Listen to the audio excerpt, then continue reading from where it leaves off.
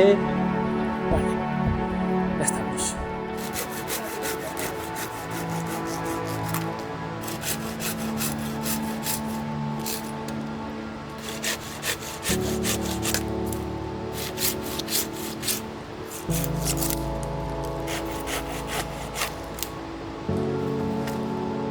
Para no molestaros con el ruido del río que hay donde hemos estado ahora y donde tenemos el fuego, os voy a explicar ahora mismo qué es lo que haremos mientras vais viendo cómo lo hacemos. Vamos a echar más leña al fuego y a disfrutar un poquito del calor que nos va a dar, que lo necesitamos con el frío que hace.